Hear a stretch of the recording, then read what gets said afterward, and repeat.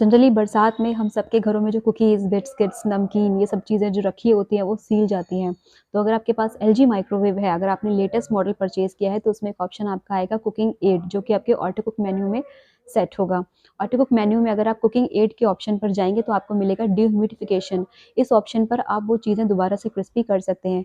But अगर आपके पास LG का कोई ओल्ड मॉडल है तो उसमें आएगा यूटिलिटी कॉर्नर। यूटिलिटी कॉर्नर में आप जाके ये डिह्यूमिडिफिकेशन का ऑप्शन सेट कर सकते हैं और उसमें जो भी सीली हुई चीज़ें हैं आप दोबारा से क्रिस्पी करके खा सकते हैं।